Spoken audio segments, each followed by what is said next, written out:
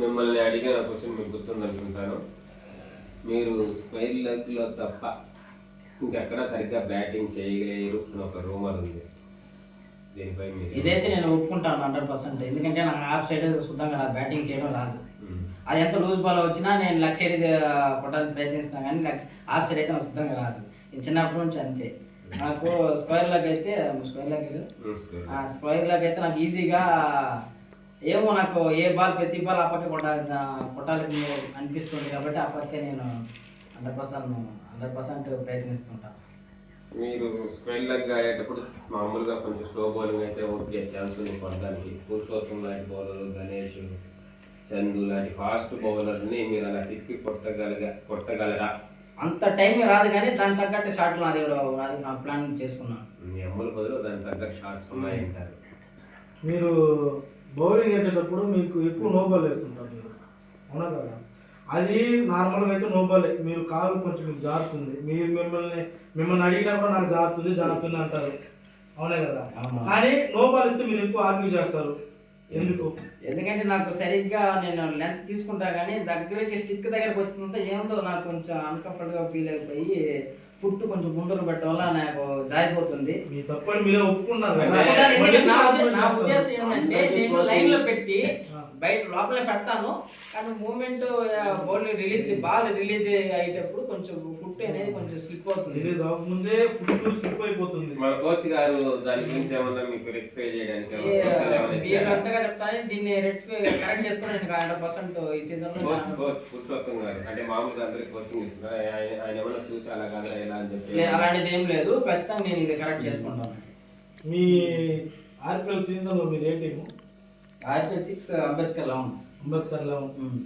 మీ గురించి మీ కెప్టెన్ గారు ఎక్కువ పొగుడుతుంటారు, ఓకేనా? ఆ దసరా ఉంటే నాకు చాలు అలా ఎలా అనేసి. అంటే మీ కెప్టెన్ గురించి మీరు ఏం చెప్పదలుచుకుంటున్నారు? ఎందుకంటే ఇది మాకు ఇప్పుడే నుంచే కదా, చాలా సంవత్సరాల క్రితం మా ఇద్దరి మధ్య చాలా అనుబంధం ఉంది. ఫస్ట్ సీజన్ 2009లో స్టార్ట్ చేసినప్పుడు నేను ఆయన ఒకే టీము. ఒక కప్పు రావడానికి నా పాత్ర కొంచెం ఉందని ఆయన గట్టిగా నమ్ముతున్నాడు. సరే, నేను కూడా చెప్తున్నాను ఈ సందర్భంగా. ఆయన మాటే నాకు శాసనం. ఆయన ఏం చెప్పినా సరే నేను ఆయన ఎదురు వెళ్ళకుండా అన్నీ ఫాలో అవుతాను. ఈ సీజన్ కప్పు మాదే అంటున్నారు మీ కెప్టెన్, అది కొడతారా? మా కెప్టెన్ వచ్చి మాదే అని చెప్పలేదు, అంటుంటాడు ఎక్కువ. అది మా ప్లాన్, మా స్ట్రాటజీ ఉంది. మేము ఇప్పుడైతే ఏం బయటకు చెప్పము, అది ఓన్లీ గ్రౌండ్ లోనే అమలు పరుస్తాం. అలాంటిది ఏం లేదు. మేము అందరి మందు గొప్పలు చెప్పుకునే తత్వం మా ఒపీనియన్ అది. మీకు లేదు, గొప్పలు చెప్పుకుంటారు, మీకు లేదు. తప్పు కనుకోద్దండి, అది మా టీమ్ మా అండర్స్టాండింగ్ కి మేము లేదు మా టీమ్ మా కెప్టెన్ కి అనేది దయచేసి మీరు తప్పు అనుకోద్దండి. మా కెప్టెన్ కి గర్వం కానీ ఈగో కానీ ఎప్పుడు అలాంటిది ఏం లేదు. అందరు మా టీంలో కమ్యూనికేషన్ అండర్స్టాండింగ్ అనేది 90 నుంచి ఉంది. మా కాంబినేషను అది చెప్పాను కదా, 90 నుంచి ఉంది. కాబట్టి అలాంటిది ఏం ఫీలింగ్స్ ఏమి ఉండదు. మా కెప్టెన్ మనకు మంచి ఫ్రీడమ్ ఇస్తారు. మీరు ఎప్పుడంటే ఏదంటే అదే తమ్ముడు, ఏదంటే అదే అంటే నా మాట ఏదో దిగజారిన సందర్భం ఇంతవరకు జరగలేదు, మీద కూడా జరగదు.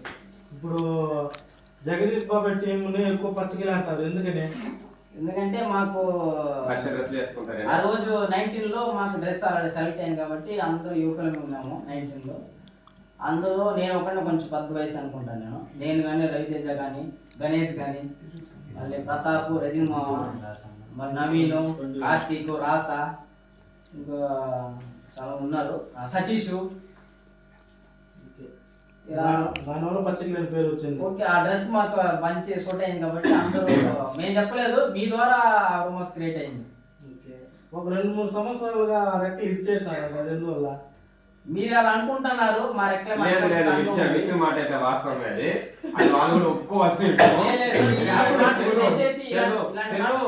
మీరు దయచేసి ఆ మాటలు మీరు వెనక్కి తీసుకోవాలి. ఆ సందర్భం నేను చెప్తాను వచ్చింది ఓకే విద్యుత్ ఇచ్చేస్తున్నారు మీరు పక్కన లేదు పెట్టుకొని లేదు ఆడండి. లేదు లేదు లేదు ఏమి ఊరు మమ్మల్ని రెక్కలు ఇచ్చేయలేదు, ప్రయత్నించలేదు, చేశారు కానీ మీ అంటే రెక్కలు 40 ఏళ్ళ ఒక వయసు అతను చెప్తాను 3 ఓవర్లకి 4 రన్లు ఇచ్చి 5 వికెట్లు తీసి అది వికెట్ అంటారా కాదంటారా మీ టీం ని? దాని గురించి మాట్లాడుకుందాం మనం. గత సీజన్ లో ఓపెనర్ నేను సంథింగ్ పర్సన్ వెళ్ళాము.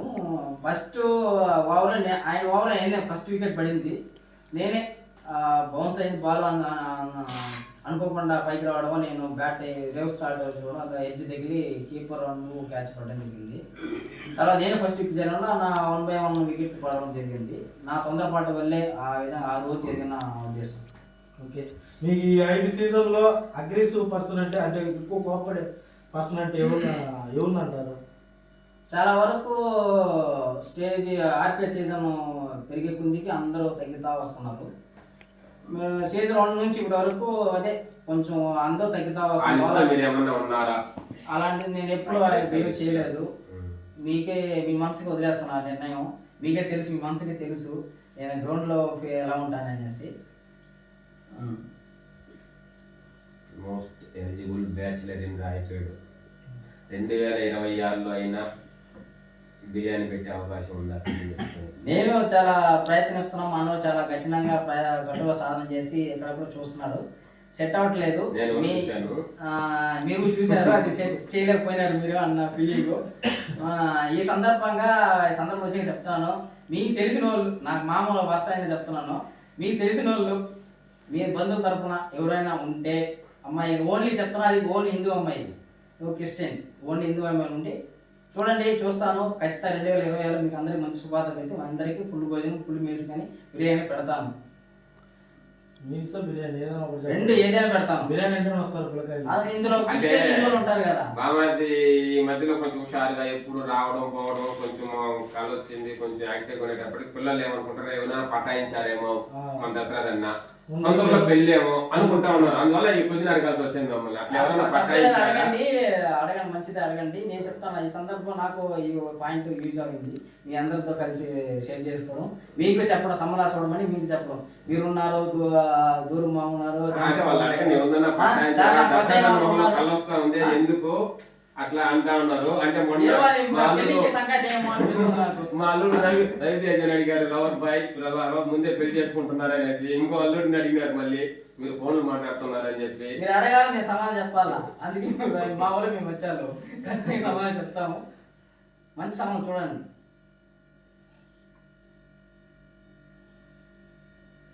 మిమ్మల్ని గణేష్ గారు ఒక క్వశ్చన్ అడగమని చెప్పారు అనమాట. అన్నం తలుచుకుంటే అసలు నాకు క్వశ్చన్ రావడం లేదు అంటే, ఆ అన్న ఎప్పుడు సరిగా ఆడింది నేను చూడలేదు అంటున్నాడు. ఇంకోసారి చెప్పండి. మన గణేష్ ఒక తన ఒపీనియన్ చెప్పాడు ఓకే, సరిగా ఆడలేదు అన్నని సరిగ్గా చూడలేదు అంటున్నాడు. దాని మీద నాకు కనిపించట్లేదు అంటే ఆయన బౌలింగ్ ఆయన బౌలరు మిమ్మల్ని కొంచెం అంటే అన్నదేం లేదులే, ఎప్పుడు ఆడింది లేదు అంటున్నాడు. వాళ్ళ లోపల వాళ్ళకు ఉంటుంది. ఇప్పుడు గణేష్ చెప్పాలంటే గత సీజన్ లో మా టీం ఉన్నారు, అప్పటికైనా ఇప్పటికైనా పర్ఫార్మెన్స్ అనేది చేంజ్ అయ్యింది. ఎప్పుడు ఒకేలా ఉండలేరు కదా. సో నా ఉద్దేశం అది, వాళ్ళ ఒపీనియన్ వాళ్ళు తోచినట్టు చెప్పాలి. వాళ్ళు ఉంటుంది కదా, ఇప్పుడు బుజ్జి మామ కానీ జాన్ కానీ చాలా డిఫరెన్స్ ఉంది. వాళ్ళ ఒపీనియన్ వాళ్ళకు ఉంటుంది, తప్పేం లేదు. ఇప్పుడున్న టీం అంటే సందీప్ టీం అంటున్నారు కదా, వాళ్ళు వచ్చేటప్పుడు ఒక క్వశ్చన్ చేయమన్నారు. అంటే అప్పుడు మీరు ఆడేవారు కదా అన్మ్యారీడ్ మ్యారీడ్ లాగా, సీజన్ అయినాక మీ టీం మా టీం ఆడదాము అనేసి వాళ్ళు ఒక సవాల్ విసిరారు. దాంట్లో ముఖ్యంగా ఏంటంటే, ఒకవేళ బ్యాటింగ్ మీకు వచ్చిందంటే 40 రన్లు ఎక్కువ కొట్టలేదు, ఓకేనా అని చెప్పుకున్నారు. దానికి మీ స్పందన ఏంటి? ఆడాలంటారా వద్దంటారా? ఇదైతే మనం గట్టిగా ప్రయత్నించాలి జాను. నా తరఫు నుంచి రిక్వెస్ట్ మన టీం వాళ్ళందరికీ. అది ఎప్పుడంటే అర్లీ మార్నింగ్ వాళ్ళు 6 o'clock గ్రౌండ్కి రమ్మని చెప్పండి. అప్పుడే వాళ్ళు అదే నేను చెప్తా తెలుసుకుందంటే అర్లీ మార్నింగ్ 6కి వచ్చి ఆడమని చెప్పండి. అదే మా మీద వాళ్ళు తెలిసినట్టుగా నేను ఒక ఎగ్జాంపుల్ చెప్తాను, అదే చెప్తున్నాను. అదైతే వాళ్ళు మైండ్ సెట్ ఖచ్చితంగా మనం మారుద్దాము. వాళ్ళు అనుకున్నట్టు 40 అయింది, దాన్ని డబ్బులు తిరుగులు చేసి చెప్తున్నారు 40 కంటే ఎక్కువ పట్టలేరు, అది సత్తా మేము చూపిస్తాము అంటున్నారు వాళ్ళు. అదే రాని చూసుకుందాము. ఎందుకంటే మన సీనియర్లు మనం ఎలా 7 చెరువు నీళ్ళు తాగించాము, అంతేకాకుండా 7 తిరుపులుగా మనం చేద్దాము. వీళ్ళకి కూడా మనం ఏంటో చూపిద్దాము. మనకు తెలియదేమో వీళ్ళకి, ఎందుకంటే మనకు తెలిసి పుట్టిన వాళ్ళు వీళ్ళు, మన కళ్ళ ముందు పెరిగిన వాళ్ళు, మనకి బహుశా మన గురించి చెప్పిన వాళ్ళు అవకాశ సందర్భం మన గురించి తెలియదేమో వాళ్ళకి. మనం ఎలాంటి వాళ్ళు, మనం ఎవరెవరిని వడ్డీ కట్టించాము ఆ సమయ సందర్భంలో తెలియదేమో, మనం ఏంటో చూపిద్దాం. అంటే ఇప్పుడు మన ఏజ్, అప్పుడున్న మన ఏజ్ లో వాళ్ళు ఇప్పుడు ఉన్నారు కదా, వాళ్ళ మైండ్ సెట్ కూడా అలాగే ఉంటుంది. ఎందుకంటే ఆ ఏజ్ నుంచి మనం వచ్చాం కాబట్టి మన మైండ్ సెట్ అప్పుడు మనకు ఆల్రెడీ మనం ఉన్నాం కాబట్టి వాళ్ళ మైండ్ సెట్ ఎలా ఉంటుందో మనకు తెలుసు. దాని తగ్గట్టు మన ప్లానింగ్, మన స్ట్రాటజీ మనం అమలు పరుద్దాం. మీరు 2023లో టోర్నమెంట్ జరిపించేటప్పుడు కూడా సీనియర్స్ ని ఎవరిని మీరు లోపలికి పిలిచి ఆడమని చెప్పలేదనేసి ఒక రూమర్ ఉంది. స్టార్ట్ చేసిన 2వ మ్యాచ్కి నేను వెళ్ళిపోవడం జరిగింది. నేనైతే ఎంట్రీ అసలు ఒక మ్యాచ్ కూడా లేదు, నేనైతే లేదు కాబట్టి చెప్తున్నాను. 2వ మ్యాచ్ నేను బయటకు వచ్చేసాను. ఫస్ట్ రోజు జరిగింది, 2వ రోజు నేను డ్యూటీకి వెళ్ళిపోయాను, మార్నింగ్ వచ్చాను. అది ఫస్ట్ రోజు ఇన్సిడెంట్ జరిగింది, 2వ రోజు వచ్చాక చిన్న ఇష్టం లేదని బయటకు వెళ్ళిపోయాను. నేను నా పాత్ర ఏముంది, నేను ఎప్పుడు ఎవరిని ఒక సీనియర్ బ్యాట్స్మెన్ అయ్యి ఉండి అలా వచ్చేయడం ఒక ఊరు, ఒక విలేజ్ జరిగే టోర్నమెంట్ మీద ఎంత ప్రభావం చూపుతుంది, అది ఎందుకు మీరు దాన్ని చేయలేదు? బహుశా అప్పుడు నాకు అలా ఆలోచించిన మైండ్ లేదని అనుకుంటున్నాను నేను. ఎందుకంటే నా ఒపీనియన్ అలా ఉండింది, అందువల్ల నేను బయటకు రావాల్సి జరిగింది. ఇప్పుడు IPL సీజన్ కి మీరు ఏదైనా పిల్లకాయలకి చెప్పాలనుకుంటున్నారా? పిల్లకాయలనే కాదు, అందరికి ప్లేయర్స్ కి ఇలా ఆడండి, లాస్ట్ సీజన్ లో ఇలా ఉన్నారు, ఈ సీజన్ లో అది మార్చుకోండి అని చెప్పడానికి కొన్ని ఏదైనా విషయాలు ఉన్నాయా? విషయాలు అయితే ప్లేయర్ పరంగా చాలా తగ్గిపోయింది. అందరూ బాగానే ఉన్నారు, అందరూ కలిసిమెలిసి ఉన్నారు. 1 or 2 వస్తుంది, అది ఆ గేమ్లో సహజమే. దాన్ని పక్కన పెడితే మెయింటెనెన్స్ అనేది మనం ఇంకా కొంచెం ఇంప్రూవ్ చేసుకోవాలి. మెంబర్ ఆఫ్ ప్రోగ్రామ్స్ కండక్ట్ చేసుకోవాలి. ఇది చాలా ఫిట్నెస్, అది ఏం చెప్తారు, ప్రోగ్రామ్స్ ఇప్పుడు కండక్ట్ చేయాలంటున్నారు కదా. ఇప్పుడు ఈ సంవత్సరం వచ్చే ముందుగానే అమౌంట్ ఇచ్చిన వాళ్ళదే పేరు మెన్షన్ అవుతుందని చెప్పారు కదా, ఆ పద్ధతి కరెక్ట్ అంటారా? ఆ పద్ధతి నా దేశంతో వరకు కరెక్ట్ కాదు అనిపిస్తుంది. ఎందుకంటే ఎస్టర్డే సందీప్ ని సీఎం కోసం అడగడం జరిగింది. సందీప్ కొంతలేని సమాధానం చెప్పడం జరిగింది. సో నేను ఆలోచించాను, ఓకే ఇది కరెక్ట్ కాదేమో. అప్పుడు ఒక టైంలో జగదీష్ అన్న కానీ రజనా మామ కానీ చెప్పారు, అలా వద్దు అందరూ కలిసి ఆడదాము చెప్పినారు. నేను కూడా వినలేదు. చాలాసార్లు నేను సందీప్ ఓపెన్ చెప్తాను, సందీప్ మెసేజ్ చేస్తాను, గ్రూపులో మెసేజ్ చేస్తున్నా నేను, ఎవరైతే ఇస్తారో వాళ్ళే ఆడాలి అనేసి.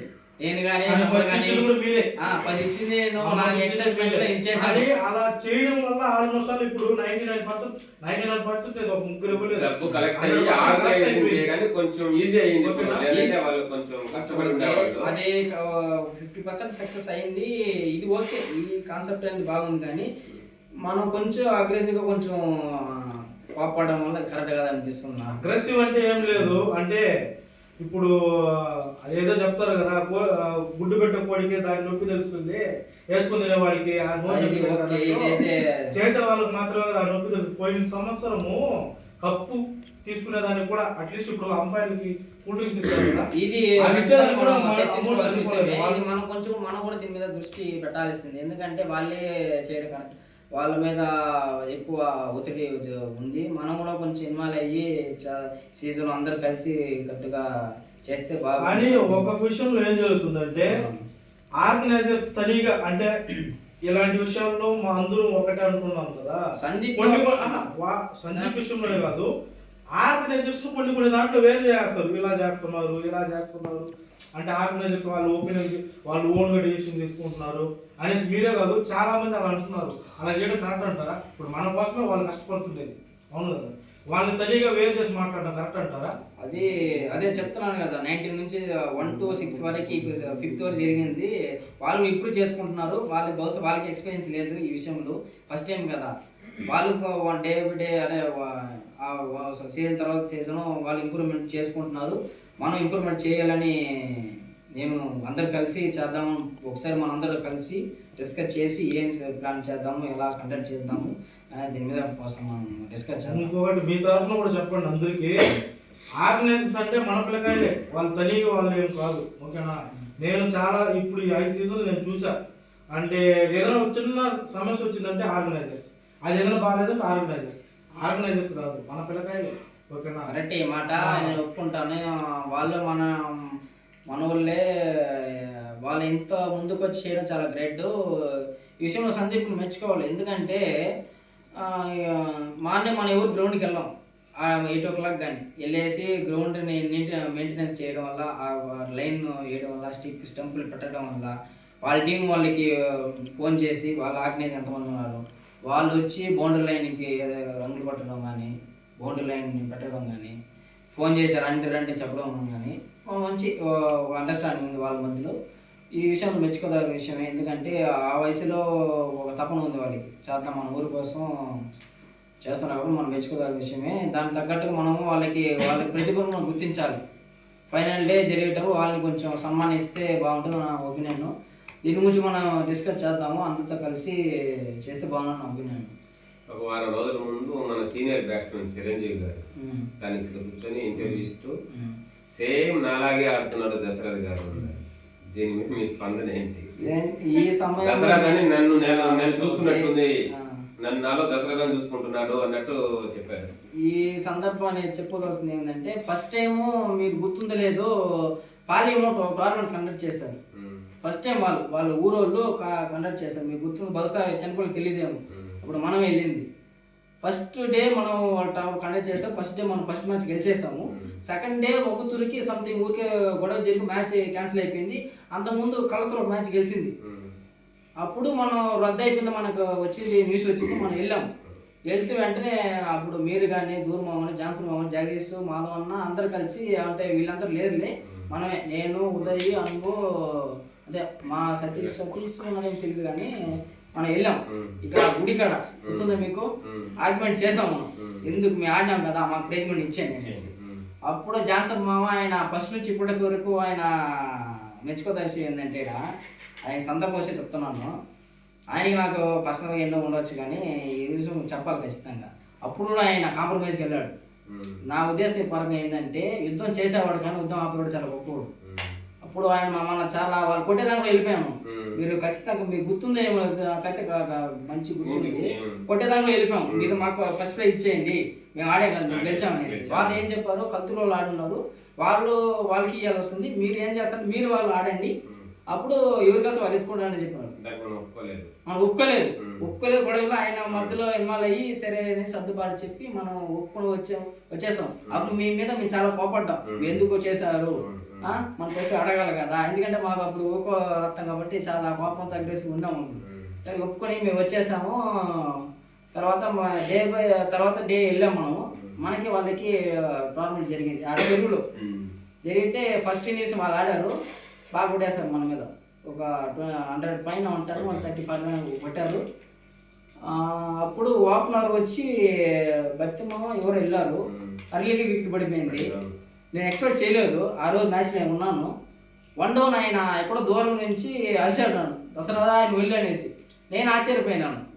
1 down ఆ రోజు వెళ్ళాను, నేను వెళ్ళేసి 2 balls అన్నీ నేను అవుట్ అయిపోయాను. ఆ రోజు మనం చాలా ఘోరంగా ఓడిపోయాము, చాలా తక్కువ రన్లకి అవుట్ అయిపోయాము. అప్పుడు ఆయన నన్ను ఫస్ట్ ఛాన్స్ ఇచ్చిన వ్యక్తి ఏంటంటే ఆయన చిరంజీవి అన్న. అప్పుడు ఆయన ఫస్ట్ ఆయన కెప్టెన్ ఏమో తెలియదు కానీ ఆయన పిలిచాడు నా పేరు. నేను 1 down దిగాను.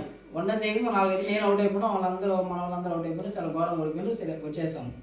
ఆ సందర్భంలో మనం ఆయన ఆట తీరు, మీ ఆట తీరు ఒకటే అంటాడు. అందుకు చెప్పదు ఈ విషయం ఏంటంటే, నాకు పర్సనల్గా రాహుల్ ద్రావిడ్ చాలా ఇష్టం. ఎందుకంటే అప్పుడు మిమ్మల్ని చూసి నేను నేర్చుకున్నాను. ఇప్పుడు మీరు ఇక్కడ బంగ్లాలో ఆడేది టెస్ట్ మ్యాచ్ అంటే చాలా ప్రాధాన్యత ఇచ్చేవాళ్ళు. మీరు టెస్ట్ అంటే చాలా ఇంట్రెస్ట్, గంటల తరపున ఆడేవాళ్ళు. మీరు ఆడగానే మనం అక్కడ సమాధానం ఆడేటప్పుడు కానీ, బంగ్లాకాలు ఆడేటప్పుడు కానీ టెస్ట్ అంటే మంచి ఇంట్రెస్ట్. మనం మీతో పాటు మీకు బౌలింగ్ చేసేటప్పుడు మేము గంటల నిలబడాలనే తత్వంతో అప్పుడు టెస్ట్ అనేది చాలా ఫేమస్. టెస్ట్ అది రాహుల్ ద్రావిడ్ తన టీము కష్టాలు ఉన్నప్పుడు ఏ విధంగా వాళ్ళు కట్టి గోడలా కట్టి వాళ్ళ టీం కాపాడుతాడో, అంటే ఆ ఫీలింగ్ నా మైండ్ సెట్ అలా ఉండిపోయింది. అంటే బాగా మంచి పేరు ఉంది, ఇలాగ మనం ఆడతామో. నాకు రాహుల్ పర్సనల్గా రాహుల్ అంటే చాలా ఇష్టం. సో ఆ పేరు అలా వచ్చిందేమో అంటే ఆయన ద్వారా అలా వచ్చిందేమో నాకు అనిపిస్తుంది. ఆయన ద్రావిడే ఆయన్ని వండడం బొమ్మని చెప్పాడు. దాని మీద మీ అభిప్రాయం ఏంటి చెప్పండి. ఇది ఎలా రాహుల్ ద్రావిడ్ అతను వండడం బొమ్మని చెప్పాడు. ఇదైతే మీరు చెప్పాలా, నాకైతే అప్పుడు ఆ ఏజ్ లేదు. అప్పుడు మీ థింగ్స్ మీరు చెప్పాలి నాకు. ఇప్పుడు ఓపెనర్గా మీరు బాగా సక్సెస్ఫుల్ అయినారు అని మీరు అనుకుంటున్నారా? ఒక సందర్భంలో 2-3 టోర్నమెంట్ సక్సెస్ అయ్యాను. ఎక్కువ నా పార్ట్నర్గా అప్పుడు అనుభవం ఉండేవాడు. మా కాంబినేషన్ బాగానే ఉండేది. ఈ కాంబినేషన్ కారణం ఉదయ్ మాకు మంచి సపోర్ట్ చేసేవాడు. ఏంటంటే వాళ్ళని ఇద్దరినే పంపించండి, వాళ్ళైతే సెట్ అవుతుంది. చాలా చోట్ల మీరు బయట టోర్నమెంట్లో పందేసు కానీ, సిద్ధనాడి కంట్రీ కానీ, పాలమంగళం, అదే ఊరు నిండ్రక్క పక్కన ఊరు ఆలపక్కన కానీ చాలా బయట చాలాసార్లు ఆడాము. మా సెట్ అయింది కాబట్టి వాళ్ళు చాలా ఫైట్ చేసేవాడు. అప్పుడు రామరాజు, మా అన్న, మోహన్ బాబు, మీరు కొంచెం అప్పుడు ఆధిపత్యం అలా ఉండింది. మాధవన్న, జగదీష్ అన్న, దూరసం అప్పుడు రావట్లేదు అనుకుంటున్నాను. అప్పుడు గొడవ వేసి మరి వాళ్ళని పంపించండి అనేవాడు. సో కొంచెం కాసేపు కొంచెం 1 or 2 years అది సక్సెస్ అయ్యింది. తర్వాత అది సక్సెస్ కాలేదు. మీరు ఓపెనింగ్ ఆడేటప్పుడు మీ బ్యాటింగ్ వల్ల టీం ఓడిన సందర్భాలు ఎక్కువ, గెలిచిన సందర్భాలు ఎక్కువ? 50-50 ఛాన్సెస్ అండి. ఎర్నేసంలో చాలాసార్లు నేనే త్వరగా వాడికన్నా నా పార్ట్నర్ కన్నా నేను త్వరగా అవుట్ అయిపోయాను. ఎందుకంటే నా కాన్సెప్ట్, నా ఏ విధంగా కాన్సెప్ట్ పంపించేవాళ్ళంటే వాడు హిట్టరు, నేను ఓన్లీ సింగిల్గా నన్ను పంపించేవాళ్ళు. అంతకుముందు తర్వాత బయట కానీ చాలా చోట్ల ఆడాను. తర్వాత మీ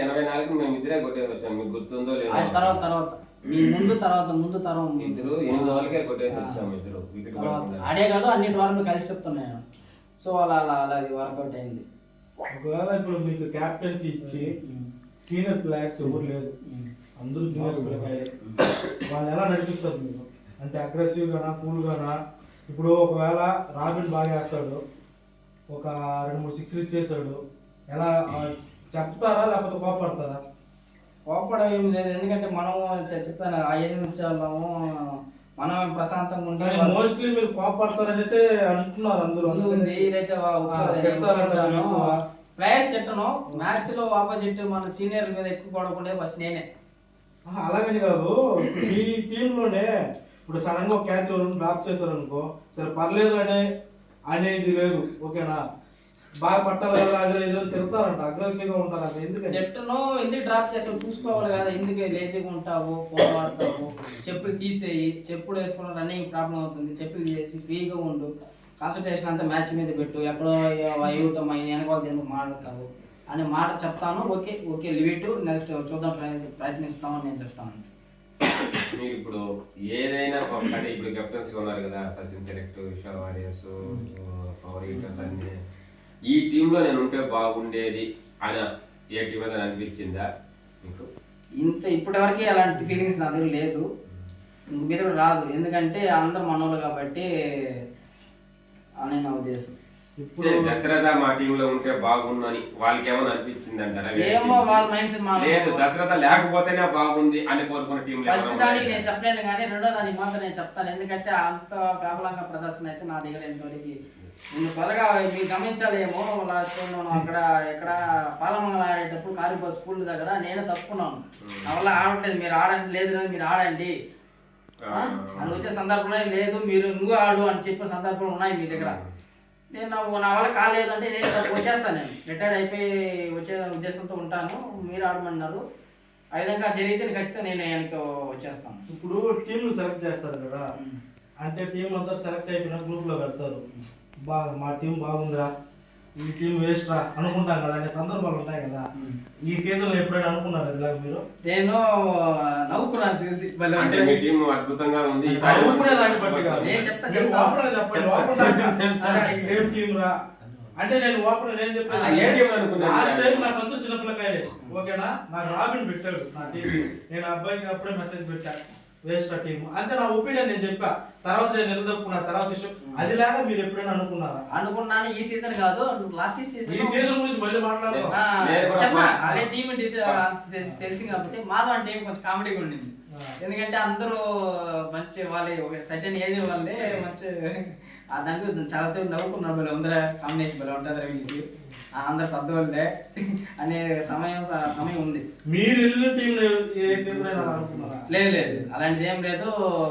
మా టీము ఎప్పటికైనా స్ట్రాంగ్ టీమే, మరీ స్ట్రాంగ్ మరీ లో ఉండి మిడిల్ గా వస్తుంది. మా కూడా తెలుసు, మేము 2 సార్లు ఆడినాము, ఒకటి లక్కీ టీమ్ కి మళ్ళీ డిపిఎల్ కి. ఇప్పుడు ఓకే, ఇప్పుడు ఉండే టీమ్ లో ఈ ప్లాన్ ఉంటే బాగుండు అని ఏ ప్లాన్ మిస్ అవుతున్నారా? అలాంటిది ఏం లేదండి. మా కెప్టెన్ చెప్పినట్టుగా మా చిన్న పిల్లకాయలు ఇచ్చినా మీ ఆడే తత్వం మాకు ఉంది. దాన్ని బట్టి మేము మా కెప్టెన్ ఏం ఫాలో అవుతే మేము మీ కెప్టెన్ చెప్తున్నారు కదా దసరా మా టీం లో ఉంటే చాలు, మా టీం అది ఆయన ఒపీనియన్. మన దానికి ఏమన్నా కారణం ఏదైనా లేదంటే అది ఆయన ఏమో బహుశా నచ్చుండొచ్చేమో, మీ తప్పు కనుక నచ్చింది వేరే విధంగా అనుకోవద్దండి.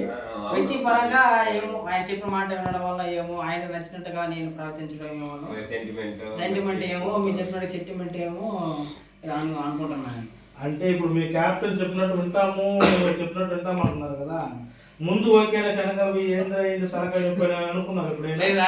జగదీష్ బాబాయ్ గురించి అని కాదు, ఇంకే కెప్టెన్ అయినా. ఇప్పుడు మీకంటే చిన్నపిల్లకాయలు కెప్టెన్సీ చేస్తున్నారు, పెద్దవాళ్ళు చేస్తున్నారు, మీ ఏజ్ వాళ్ళు చేస్తున్నారు.